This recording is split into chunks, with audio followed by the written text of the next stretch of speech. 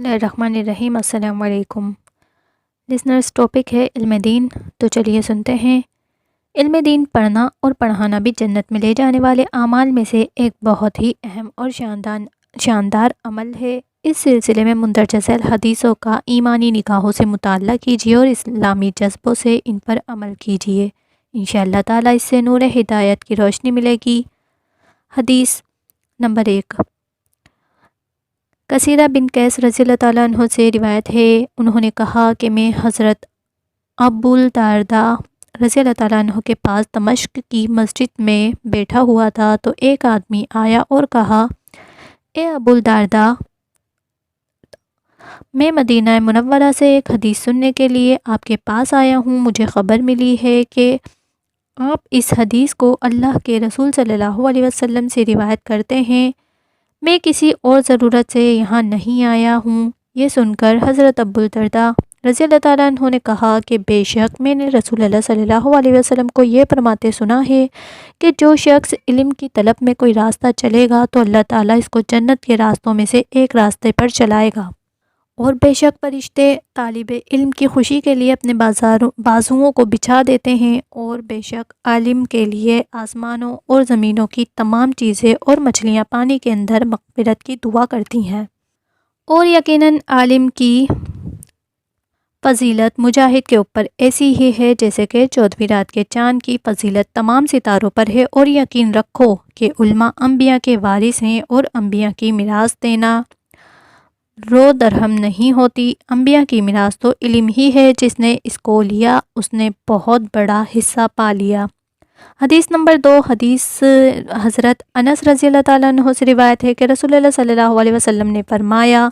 کہ جو علم کی طلب میں گھر سے نکلا وہ اپنے لوٹنے کے وقت تک جہاد میں ہے۔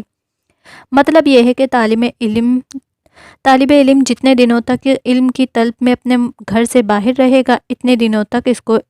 اتنا ہی ثواب ملتا رہے گا جتنا کہ ایک مجاہد کو جہاد کرنے کا ثواب ملتا رہا ہے۔ حدیث نمبر 3، حضرت حسن بصری رضی اللہ تعالیٰ عنہ سے مرسل روایت ہے، انہوں نے کہا کہ رسول اللہ صلی اللہ علیہ وسلم نے فرمایا کہ جس کو اس حال میں موت آ گئی کہ وہ اسلام کو زندہ کرنے کی نیت سے علم حاصل کر رہا تھا تو جنت کے اندر اس کے اور نبیوں کے درمیان بس ایک ہی درجے کا فاصلہ ہوگا۔ مطلب یہ ہے کہ جنت میں اس کا درجہ اتنا بلند ہوگا کہ اس سے اونچا صرف نبیوں کا درجہ ہوگا، اگرچہ اس کے اوپر نبیوں کا ایک ہی درجہ اتنا بلند و بالا اور عظمت والا ہوگا کہ اس کی بلندی تک کسی کی عقل کی رسائی نہ ہو سکی۔ اللہ اکبر۔ حضرات انبیاء اکرام علیہ السلام کے ایک درجے کی بلندی اور عظمت کا کیا کہنا، سبحان اللہ۔ نمبر 4، حدیث ابوالدرداء رضی اللہ تعالیٰ عنہ سے روایت ہے کہ انہوں نے کہا کہ رسول اللہ صلی اللہ علیہ وسلم سے پوچھا گیا کہ اس علم کی کیا حد ہے کہ اگر آدمی اس حد کو پہنچ جائے تو فقیہ ہو جائے؟ تو آپ نے فرمایا کہ جو دین کے متعلق 40 حدیثیں یاد کر کے میری امت کو پہنچا دے اس کو اللہ تعالیٰ قبر سے در فقیہ بنا کر اٹھائے گا، اور میں قیامت کے دن اس کی شفاعت کروں گا اور اس کا گواہ بنوں گا، سبحان اللہ۔ حدیث نمبر 5، حضرت ابن عباس رضی اللہ تعالیٰ عنہ سے روایت ہے کہ جب تم لوگ جنت کے باغات میں گزرو تو میوہ چنا کرو۔ اس پر کسی نے کہا، جنت کے باغات کون ہیں؟ تو آپ نے فرمایا کہ علم کی مجلس۔ نمبر 6، حضرت انس رضی اللہ تعالیٰ عنہ سے روایت ہے کہ قیامت کے دن علماء کی روشنائی اور شہیدوں کے خون تولے جائیں گے تو علماء کی روشنائی کا پلڑا بھاری رہے گا۔ حدیث نمبر 7 ہے، حضرت ابو سعید رضی اللہ تعالیٰ عنہ سے روایت ہے کہ جو اپنے دین کی تعلیم میں صبح کو چلا یا شام کو چلا وہ جنتی ہے۔ حدیث نمبر 8، تشریحات و فوائد۔ حدیث نمبر 1 میں سے جہاں علم دین کی عظمت و بزرگی اور علماء دین کے بلند و درجات اور عظیم مراتب کا حال معلوم ہوتا ہے، وہاں اس حدیث سے یہ بھی انکشاف ہوتا ہے کہ ہمارے اسلاف اور پرانے بزرگوں کے علم دین کی طلب کا کتنا بے پناہ جذبہ تھا کہ محض ایک حدیث سننے کے لیے لوگ مدینہ منورہ سے دمشق کا سفر اس زمانے میں کیا کرتے تھے، جبکہ سفر کے وسائل بہت ہی کم اور سفر کی مشکلات بے انتہا تھی۔ افسوس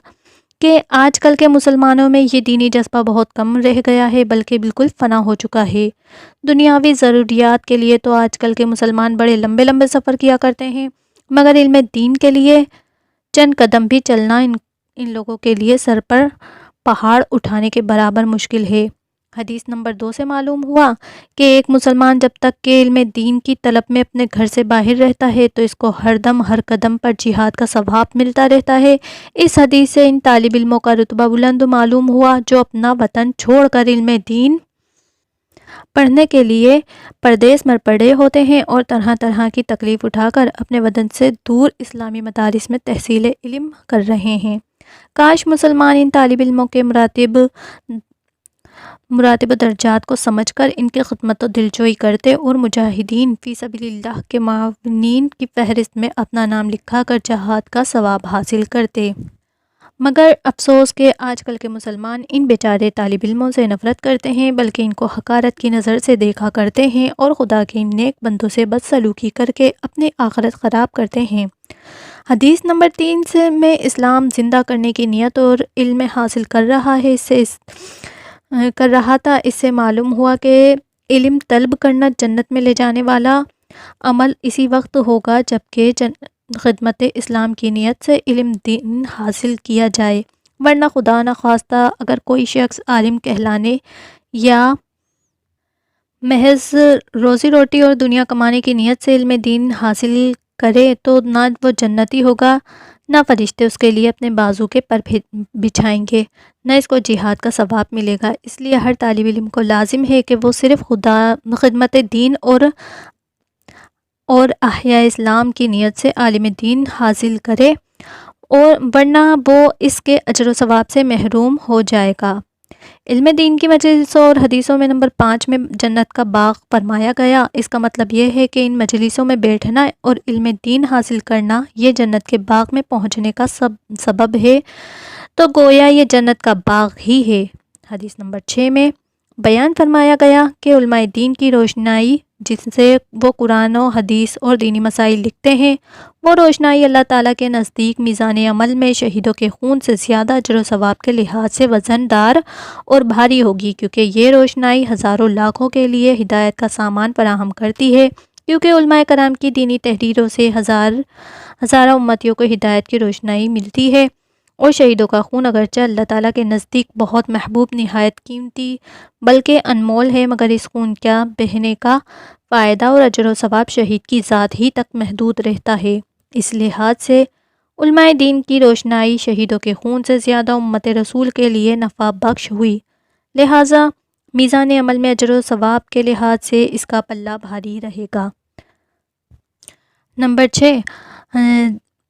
ضروریات دین یعنی فرائض و احکام کا علم حاصل کرنا تو ہر عاقل و بالغ مسلمان مرد یا عورت پر فرض عین ہے۔ باقی اتنا زیادہ علم دین حاصل کرنا کہ قرآن و حدیث اور مسائل فقہ کو اچھی طرح جان کر فتویٰ دینے کے قابل ہو جائے، یہ فرض کفایہ ہے، یعنی شہر کے کچھ لوگ اگر اتنا علم حاصل کر لیں تو سب مسلمان کے سر سے فرض ادا ہو گیا، اور اگر پورے شہر میں کسی نے بھی اتنا علم حاصل نہیں کیا تو شہر کے تمام مسلمان اس فرض کو چھوڑنے کے مواخذے میں گرفتار ہوں گے۔ تو لسنرز، اگر آپ نے میرا بیان اچھا لگا ہو تو پلیز میرے چینل کو لائک کریں، شیئر کریں اور سبسکرائب کریں۔ اللہ حافظ۔